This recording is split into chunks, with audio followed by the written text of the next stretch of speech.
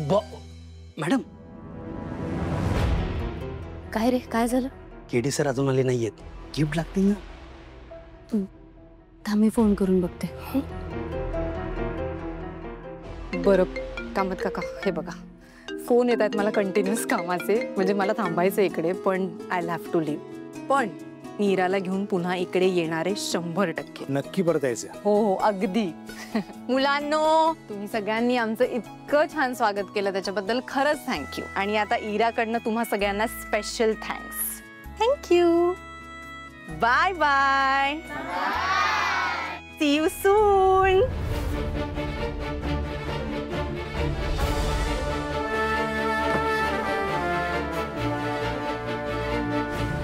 बरं, त्या मुलीचं नाव मला कळल्याशिवाय सोडणार नाही मी तुला.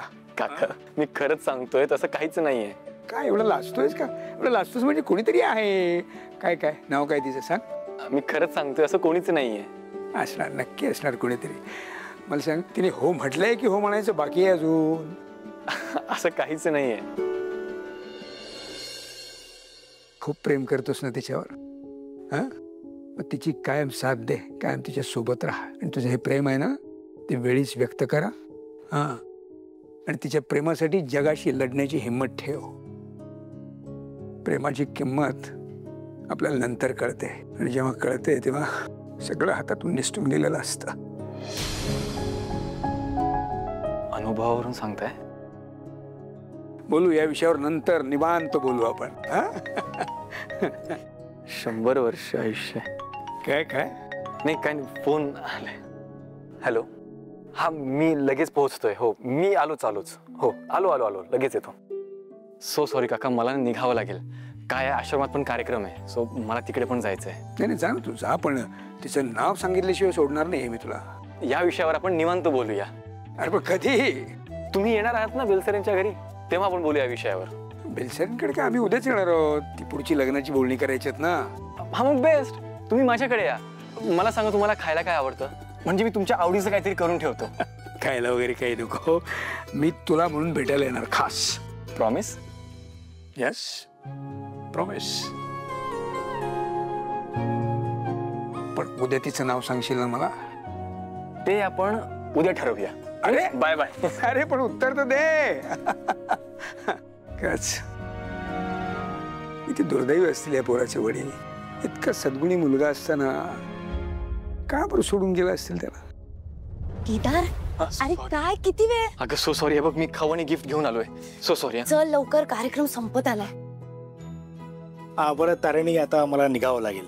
मुलांबरोबर वेळ कसा गेला ना काहीच नाही कळलं. सर थँक्यू, आमच्या एका फोन कॉलवर तुम्ही इकडे आलात. थँक्यू काय, उलट थँक्यू मी तुला म्हटलं पाहिजे. किती मस्त अरेंज केलं सगळं. चल येतो मी आता. सर मुलांसाठी काही गिफ्ट्स आणलेत. तुम्ही जर तुमच्या हस्ते. माझ्या हस्ते? हो सर, तुमच्या हस्ते जर तुम्ही त्यांना दिलं तर त्यांना बरं वाटेल. बर ठीक आहे. मुलांनो इकडे लक्ष द्या. बरं ऐका, तुमचे केदार दादा आणि तारिणी ताईंनी तुमच्याकरता गिफ्ट आणले दिवाळी निमित्त. सगळ्यांनी त्यांना थँक्यू म्हणा. चला आता पटपट वाटूया आपण. हो सर.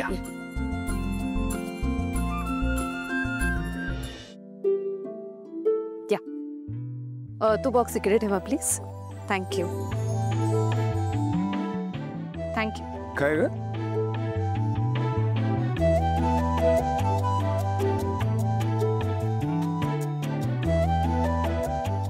वाव. पत्रिका? हो. अरे वा, बघू. ह्या कोणाच्या पत्रिका? आपल्या तर ऑलरेडी प्रिंट होऊन आल्या आहेत ना? हो, ह्या बेलसरांच्या आहेत. त्यांच्या नातेवाईकांना द्याव्या लागतील ना. छान, त्याही आपणच छापल्यात का? किती ती वधू पक्षाची सेवा. ते मी काय म्हणते, आपण आपला मुलगा घर जावई म्हणून पाठवून देऊया का त्यांच्याकडे? काय व्हायनी? बस बस पद्मिनी, चेष्टा पुऱ्या आता बस. चेष्टा मी नाही, चेष्टा कौशिकी करतेय. आपण मुलाकडचे आहोत. अरे त्यांनी आपला मानपान करायचा की आपण त्यांचा? पद्मिनी काकू, अहो देवानी आपल्याला खूप दिलंय. आणि ते त्यांच्या परीने जमेल ते करतायत ना. आणि आपलं ठरलंय, आपण त्यांच्याकडनं काही घेणार नाही आहोत. अरे घ्यायचं जाऊ दे ग, तू त्यांना सतत जे देतेस ते कधी थांबवणार आहेस? अगं त्यांच्याशी सोयरीक जुळतीये म्हणून काय त्यांचं घर भरतच राहायचं का आपण? ते त्यांची मुलगी देत आहेत आपल्याला, आपल्या युवराजला. इतकी सुंदर मुलगी आपल्या घरी सून बनून येणार आहे. आणि तुम्हीच मला सांगा, मुलीपेक्षा मोठी गोष्ट आई बाबा काय देऊ शकतात? आता सुद्धा त्यांनी काहीच मागितलेलं नाहीये. हे सगळं आपण स्वतःहून देतोय त्यांना. नाही, पण एक गोष्ट ते पुढे जाऊन नक्की मागू शकतात. हा, कोणती? अगं असं काय करतेस? आपल्या पद्मिनीच्या हातचा फराळ. ओ, हे अगदी बरोबर बोललात तुम्ही दया काका. नाही म्हणजे पद्मिनी काकू इतकं छान फराळ बनवतात, ज्यांनी ज्यांनी खाल्लंय दर दिवाळीत त्यांनी पुन्हा मागवले. मग आणि आता तुम्ही बेलसरांकडे फराळ घेऊन जाल ना, बघा त्यांच्या तोंडाला कसं पाणी सुटतं. बरं, हे पद्मिनी, तू फराळचं एक पॅकेट माझ्यासाठी भरून ठेवा. का हो, बेलसरेंना द्यायचंय? नाही, बेलसरींकडे द्यायचंच आहे, पण आणखीन एक पाकिट हवं आहे मला. कोणासाठी? अगं त्या केदारसाठी.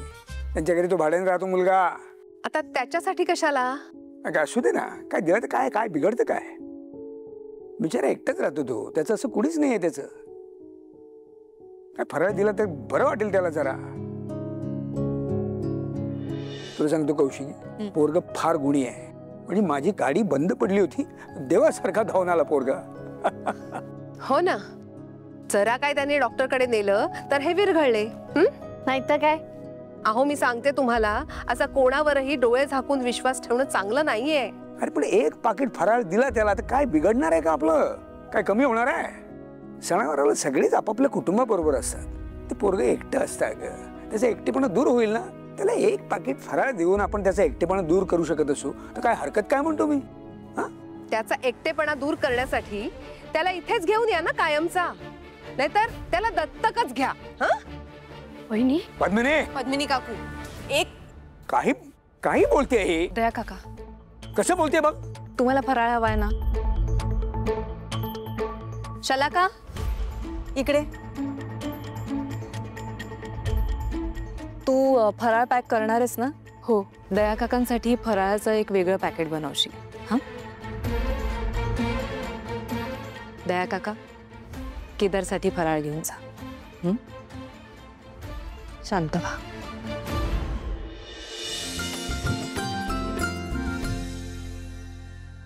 हे घे, हे नीट ठेवा. केदार, काय चाललंय?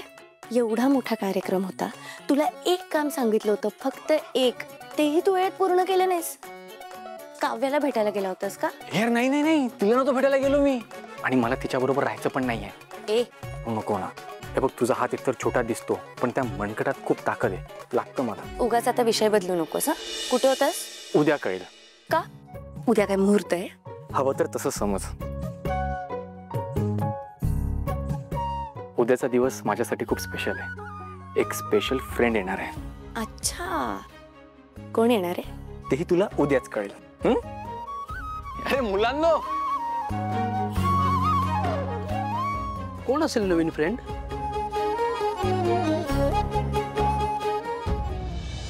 नंतर एक पोरगी आली, एकदम धीट.